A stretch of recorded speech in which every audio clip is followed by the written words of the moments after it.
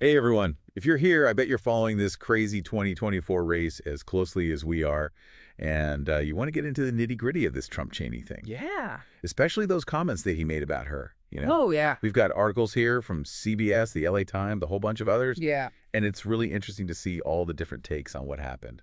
It seems like this goes way beyond just, treating insults. Yeah. This is a battle for the soul of the Republican Party, Right. playing out against all this anxiety about what's going to happen with American democracy. Yeah, so to set the scene, the main event was a Trump campaign rally Okay. where he said that Liz Cheney, Mm-hmm. one of his biggest critics, One of his biggest critics, yes.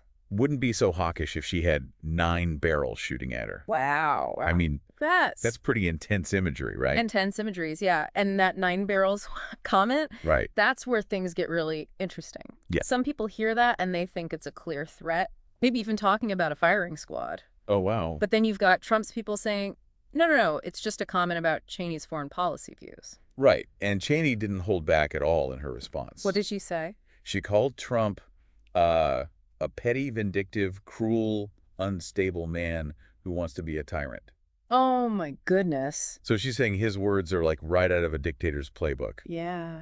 meant to shut down anyone who disagrees with them. Mm-hmm. And all this is happening just days before the election. Oh, wow. So you can imagine how much it's cranked up the tension. Yeah, and it's not just some random outburst either. No. It really points to this deeper pattern in how Trump acts. Right. Our sources talk about his history of attacking his rivals, threatening to investigate and prosecute them. Oh, wow. Opponents, election workers, journalists even. It's pretty scary. It really makes you ask, are we starting to think this level of aggression and intimidation in our politics is okay? Yeah. It's pretty chilling when you think about it like that. It is. But here's where it gets even more interesting. Okay. Cheney's been campaigning against Trump. Right. She even went so far as to endorse Kamala Harris. Wow. Talk about a shakeup of the political landscape. That's a huge deal. It's Yeah. an incredible cross-party alliance. Yeah. And it shows just how divided the Republican Party is. Yeah. It seems like some Republicans are more worried about Trump than about party loyalty, Yeah. even if it means siding with the other candidate. It's a wild turn of events, and it makes you wonder, are we seeing a total realignment of political forces here? It really does. Yeah. And we can't forget about the gender dynamics either. Right. Trump's always had trouble connecting with women voters. He has. And you have to think how these comments are hitting women, especially after the hashtag #MeToo movement and all the debates about reproductive rights. Yeah, it's almost like he's picking a fight on purpose. Mm-hmm. There's even an article that mentions a Fox News anchor, Jesse Waters, comparing a wife voting against her husband's wishes to, cheating on him. Wow. It's so provocative. It is. And it points to this bigger anxiety about women's role in society. Right. Like how much power they should have, especially when they challenge men. That's a really important point. Yeah. It hits a nerve, Yeah. Especially with certain groups who feel threatened when gender roles change. Yeah, and you can't ignore Trump's own past with women either. You can't.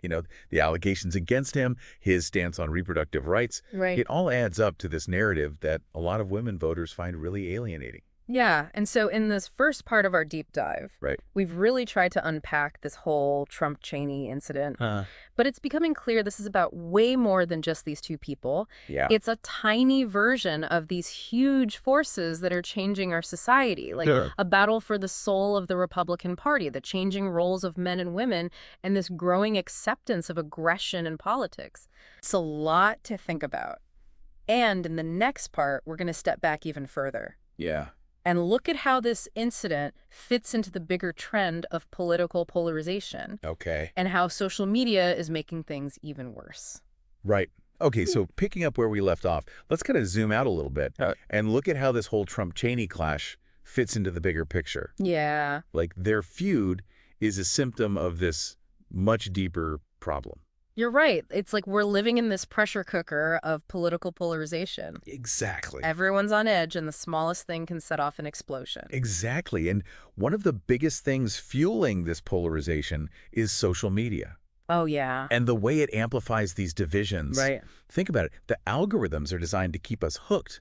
Right. And that often means feeding us content that triggers strong emotions. Yeah. Like outrage, fear, even amusement. It's like social media turns our news feeds into these echo chambers. Yeah. Where we're only exposed to information that confirms what we already believe. And anyone who disagrees is instantly the enemy. Right. And that's where things get dangerous. Yeah. Because when we're constantly bombarded with messages that reinforce our own biases Right. and demonize the other side, it becomes harder and harder to see the world through anything but a partisan lens. It's like we're losing the ability to have nuanced conversations. Yeah. To find common ground, Right. to even just agree to disagree. Exactly. And that's where the historical parallels come in. Okay. Remember when we talked about Trump's rhetoric echoing some of the darker chapters in American history, like Yeah. the McCarthy era? Yeah, when fear and paranoia were used to silence dissent and erode democratic norms. Exactly. It's scary to think we might be going down that road again. It is a valid concern because when you have leaders who use language that incites fear and division, Right? it creates a climate where people are afraid to speak their minds or challenge the status quo. And that's how democracies crumble, right? Exactly. When people are too afraid to speak up or hold their leaders accountable. Right. And that's why it's so important to be aware of these historical patterns. Yeah. So we don't repeat the mistakes of the past. Okay, so we've talked about how social media is making things worse, Mm-hmm. and we've touched on the historical parallels, but what about the changing political alliances? Right. I mean, Cheney endorsing Harris is a huge deal. Yeah. What does that tell us about where our political system is right now? It's a fascinating development, and it speaks to a couple of things. Okay. First, it suggests that traditional party lines are becoming increasingly blurred Right. as individuals prioritize different values in response to perceived threats to democracy. Yeah. Second, it highlights the extraordinary circumstances we're in, Okay. where a prominent member of one party is willing to endorse the opposing candidate Right. because of their deep opposition to their own party's nominee. It's almost like we're seeing the emergence of a new kind of political landscape Yeah. where alliances are based more on shared values than party affiliation. That's a really interesting point. It could be that we're witnessing a realignment of political forces as people on both sides of the aisle become increasingly disillusioned with the status quo Right. and seek out new ways to engage in the political process. So if we connect this back to the Trump-Cheney incident, Yeah. it's like their feud is just one battle in this much larger war for the future of American politics. Exactly. And the outcome of that war will depend on whether we can find a way to bridge these divides, Yeah. to have constructive conversation, Right. and to rebuild trust in our institutions. Okay, so in this part, we've explored how the Trump-Cheney clash fits into this bigger context of political polarization, Right. social media's role in amplifying those divisions, Mm-hmm. and the shifting political alliances that are reshaping our political landscape. Exactly. But we can't ignore the potential consequences of this type of rhetoric. Right. What happens when threats and intimidation become the norm in political discourse? We'll dive into that in the final part of our deep dive.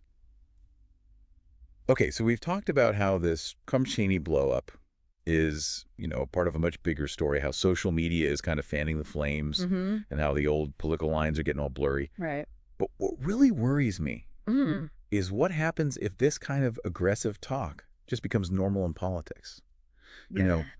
Where do we even draw the line between strong opinions and actual threats anymore?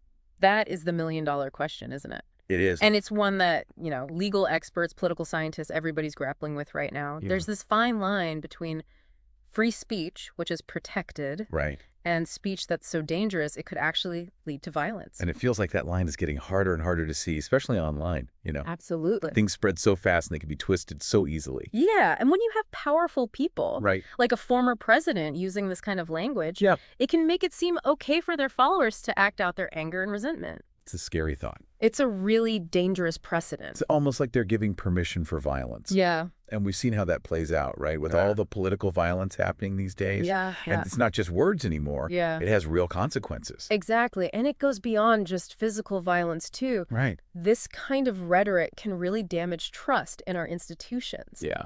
It undermines democratic norms. It creates this atmosphere of fear and intimidation Right. where it's impossible to even have a real political conversation. It's like we're slowly chipping away at the foundations of our democracy without even realizing it.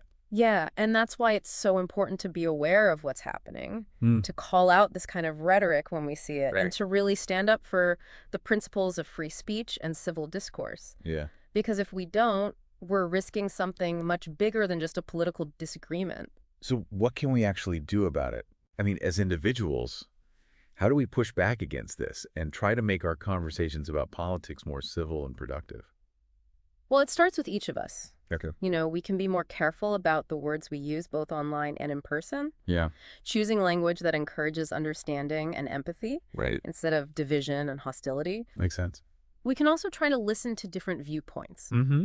and engage in respectful dialogue, even with people we disagree with. That's tough, but important. It is, and we can support groups and initiatives that are promoting civil discourse and fighting hate speech. Yeah. There are a lot of people out there who are dedicated to making our political landscape a better place. It's good to remember that. And we can use our voices and our votes to support candidates who stand up for democratic values Yeah. and reject this kind of politics of fear and division. Right. We have a say in who represents us, and we should choose wisely. Exactly. Yeah, it's a good reminder that we're not powerless. We can make a difference even in small ways by choosing to engage in a more civil and constructive way. Exactly. And all those individual choices multiplied by millions of people Right. can have a huge impact on the future of our democracy. Well, you've given us a lot to think about in this deep dive. I hope so. We've covered a lot of ground from that incident with Trump and Cheney to the bigger picture of what's happening in our political conversations. We have. It's been a little unsettling, but definitely eye-opening. I agree, and I hope it's left you, our listener, Yes. with a renewed sense of urgency about the need to protect and defend our democracy. Yeah. Because as we've seen, it's a fragile thing that needs constant attention and active participation from all of us. So keep exploring these ideas. Yeah. Talk to people and use your voice and your vote to shape the kind of political future you want to see, because the future of our democracy depends on it.